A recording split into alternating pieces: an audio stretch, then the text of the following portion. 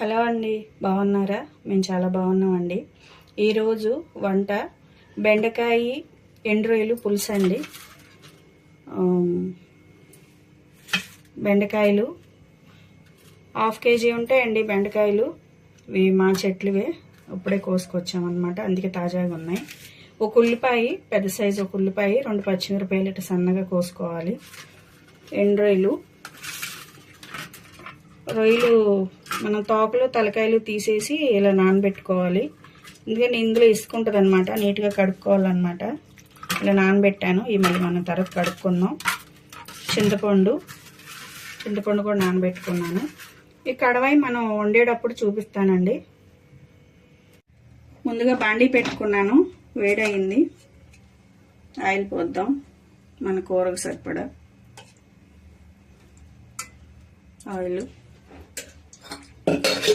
Oil వేడైంది కదా, రొయ్యలు వేసేద్దాం.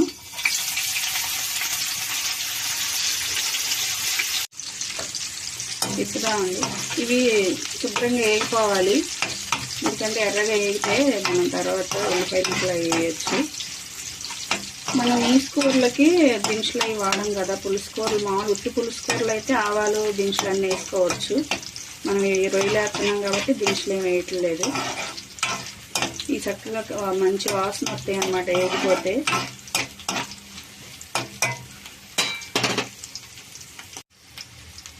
రొయ్యలు వేగిపోయినాయి, ఉల్లిపాయ ముక్కలు వేద్దాం.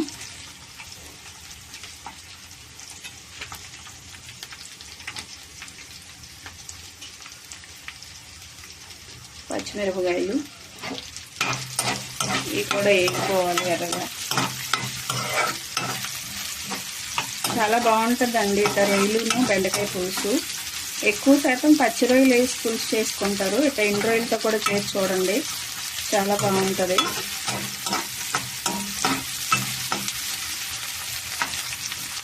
వేగాలి.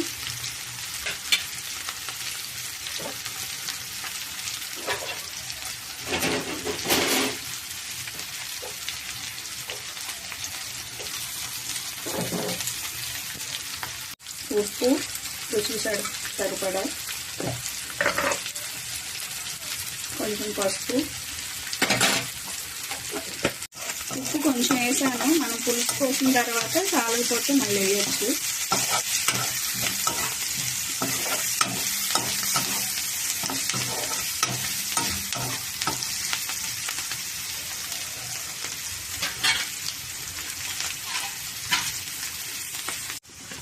ఉల్లిపాయ ముక్కలు కూడా మగ్గిపోయినాయి కదండి, బెండకాయలు కూడా వేసేద్దాం.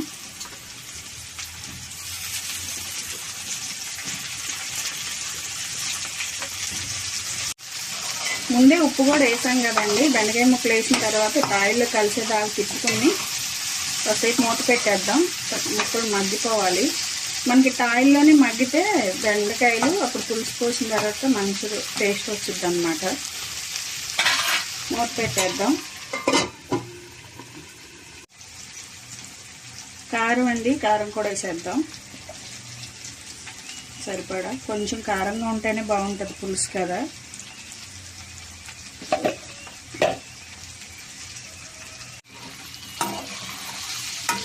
కలుపుదాం.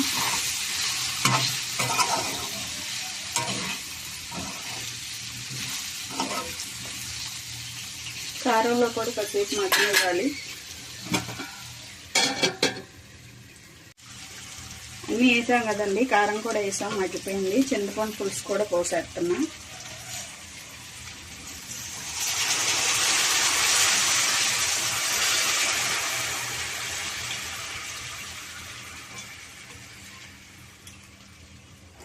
సరిపడా పోసుకున్నాం, కొంచెం పోద్దాం పులుసు.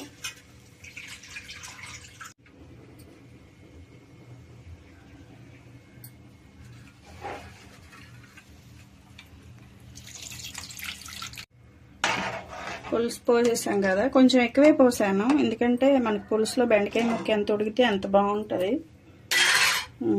ఉడకనిద్దాం.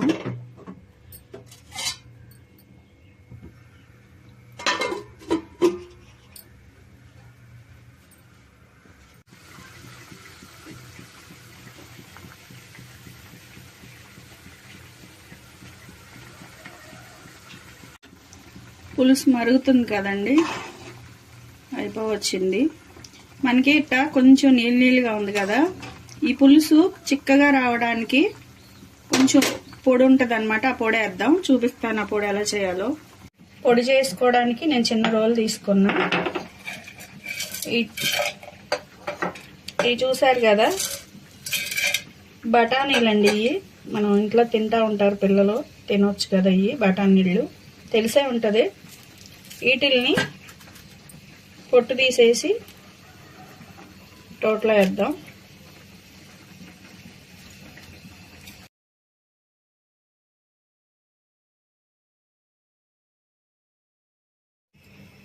బఠానీలన్నీ పొట్టు తీసేసాం కదండి, పొడి చేసుకుందాం.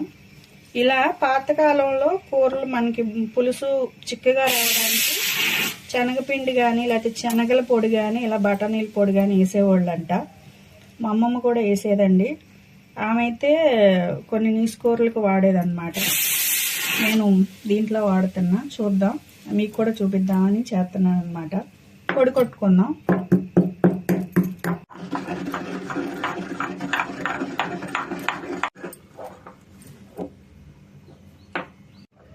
చూసారు కదా పొడి చేసేసాము. ఇప్పుడు ఇది కూరలో వేద్దాం. పొడి అండి, మనం చేసి పెట్టుకున్న బఠానీల పొడి.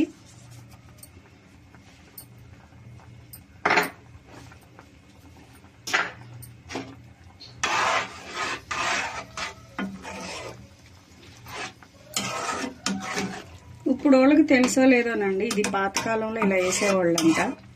కూర రుచిగా ఉండిద్ది, మంచి టేస్ట్ ఉండిద్దంట. కూర కూడా మంచిగా గ్రేవీ ఎక్కువగా ఉండిద్దంట.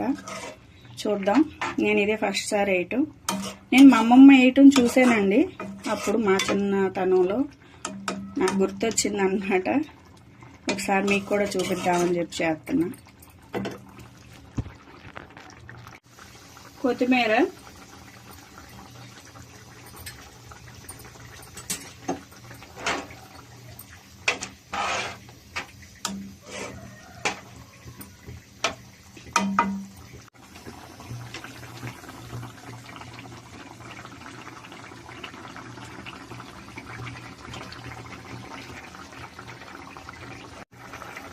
ఉప్పు ఇందాక కొంచెం తక్కువ వేసాం కదండి, సరిపోలేదు, కొంచెం వేద్దాం.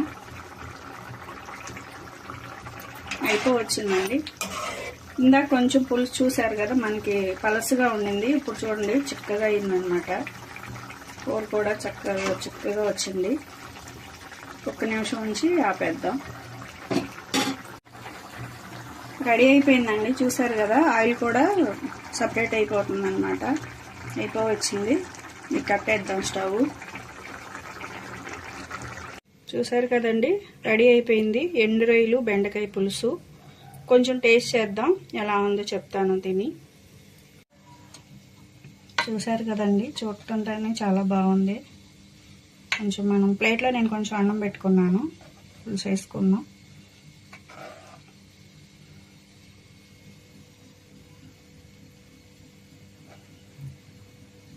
పులుసు చూసారా, చిక్కగా ఉంది, బాగుంది చూడటానికి.